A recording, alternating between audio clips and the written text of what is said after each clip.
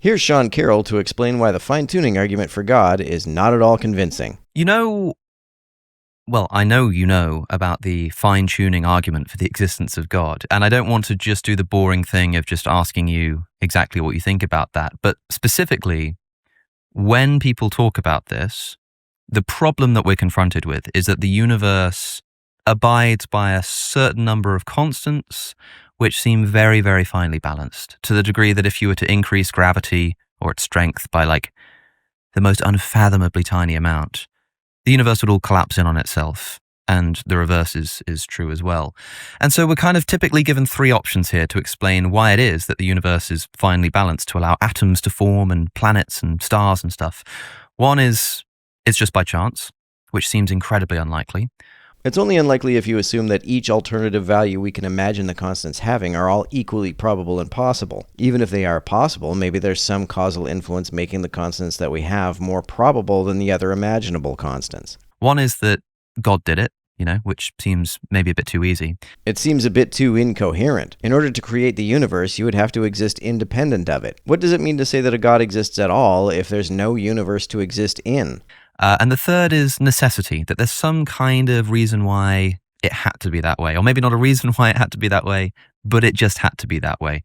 If there is no multiverse and this universe encompasses all of space and time, then there was never a circumstance in which the constants of the universe were different or had any opportunity to be different. We know of no mechanism that can change constants, and by definition they were never different, so they were never free to vary. Is the version of the sort of description of the laws of physics that you're describing here a version of this necessity route of saying without sort of any reason why they kind of just had to be the way they are? Or is it more like a chance direction where you say it's kind of just by chance, but the fact that it did happen this way despite the odds requires no explanation? Like, which of those sort of categories do you sort of fit into? I know it's not the God one. Well, I think that two things. One is you left off a very promising explanation, which is the multiverse, where different parts of the universe have apparently different values for the constants, and therefore we're going tautologically to find ourselves in a part of the universe which has conditions accessible to life, right? William Lane Craig's typical rebuttal to the multiverse explanation for fine-tuning is that if there are infinite universes, then there mathematically ought to be vastly more universes in which human brains spontaneously materialize through quantum fluctuations than universes that look like this one, and we would be much more likely to be experiencing being a floating space brain than being on a planet orbiting a star. Sean has explained that there are multiverse models in which this is not the case, however. He mentions once again Boltzmann brains, and he says that there should be more Boltzmann brains than ordinary observers. I again explain why that's not true, because it's a model-dependent statement. In this particular model, it turns out to be easier to make a universe than to make a brain. That's a selling point of the model. I mean, there was never any chance that we would be having this conversation in a part of the universe which did not allow for the existence of life. So really the only question is the universe big and diverse enough to allow for life anywhere, or did we just get lucky, like you said? I don't think that there's much sensible to be said about the option that you painted as some necessity for things to be one way versus another. I don't think that makes any sense. Like I said, I think that things could very easily have been otherwise. Why, though? If there isn't a multiverse, then when were the constants and laws free to vary? What could cause them to vary? I think that the most likely explanation for the apparent fine-tuning of constants of nature is some kind of diversity within the environments that exist within our universe. It might be literally the cosmological multiverse, where you have regions very far away where conditions are different. Brian Greene calls that model the quilted multiverse. It might be something more subtle in the space of quantum worlds, in a many worlds version of quantum mechanics or something like that. But that seems to be a very simple way out of the apparent fine-tuning questions. And it wouldn't be at all associated with some necessity for it to have been that way. It's literally the opposite. It's saying elsewhere, it's not that way at all. Well, in a sense, it would be a necessity argument, because if we live in a multiverse that exhausts all possibilities, then every possibility exists somewhere within that multiverse by necessity. Mm-hmm. Well, the reason I leave that out of the three options is because I see any kind of multiverse explanation as a version of the chance thing. Like, yes, it is exceedingly unlikely that the constants would be as they are, but there are exceedingly many incarnations of this universe, and so of course one of them is going to be finely tuned, and that's the one that we're going to find ourselves in. So I kind of see it as a version of the chance argument. Well, that would make it not exceedingly unlikely. It's like if you win the lottery by buying a ticket for each possible permutation of digits that could end up winning a particular draw. Not only would winning not be unlikely, losing would be outright impossible. But theists will hear you say that, and in the way that we might look to a theist and say, well, you're just kind of trying to explain away a difficult scientific problem by saying God did it. Are we here just trying to sort of explain away a difficult problem by saying that there's a multiverse? Or are there other independent reasons to already suppose that there might be such a thing?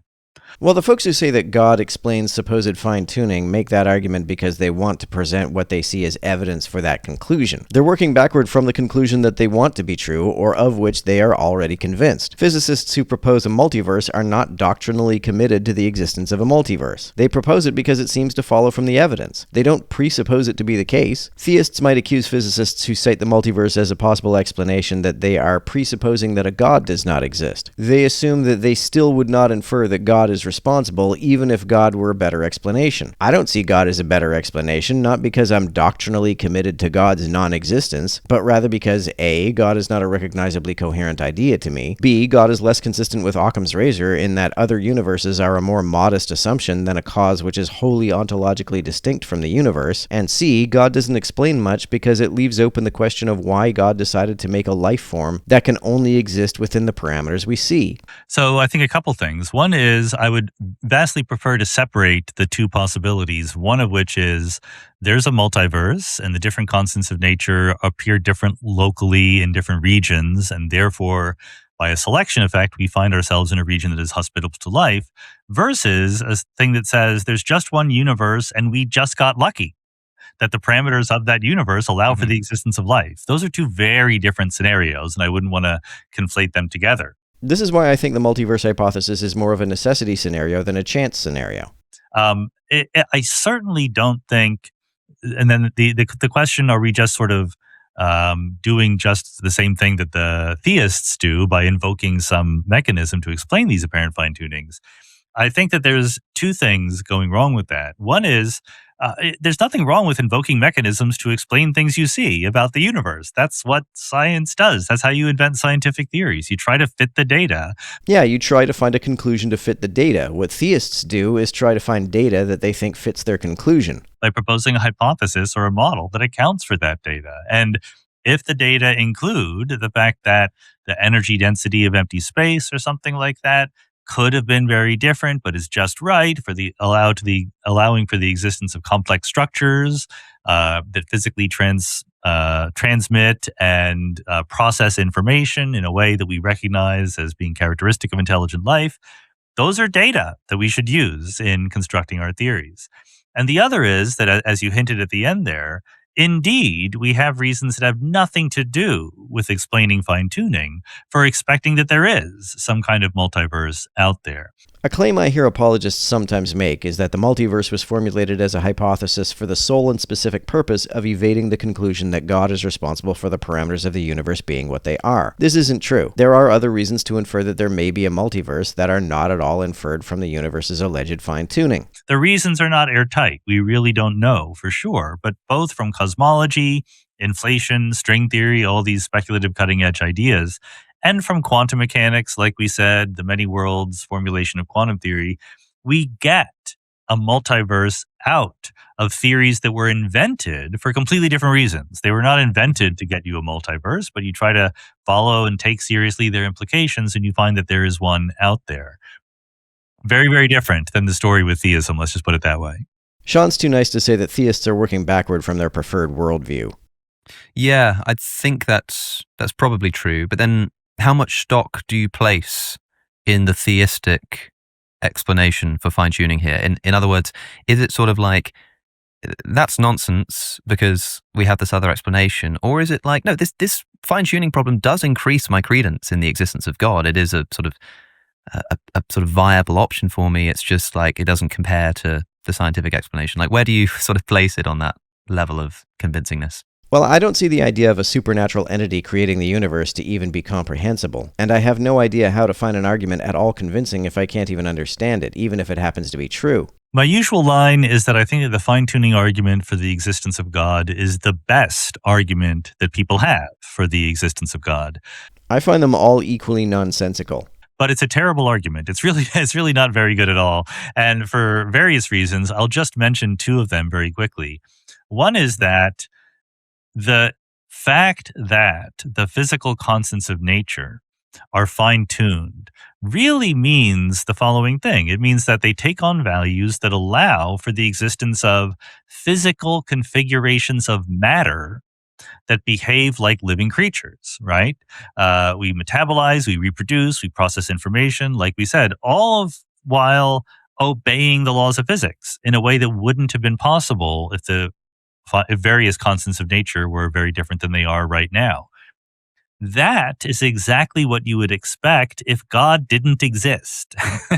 That's what you expect under naturalism, that if you want to have life in a naturalistic cosmology, you better have some complex information processing systems, and the constants of nature better allow for those. Why would an all-powerful God need to fiddle-fuck around with the settings of the universe in order to get life to exist in it? The irony of the fine-tuning argument is that the central premise, that life would be impossible in a universe with even slightly different constants, is only true if there is no God. If an all-powerful God exists, it would be possible for that God to put life into a universe with any set of conditions. In fact, if you consider God himself to be a living being, then life can exist without needing any universe at all, let alone a finely tuned one. God could allegedly have abstained from making any universe and could still exist, whatever existing without a universe to exist in would even mean.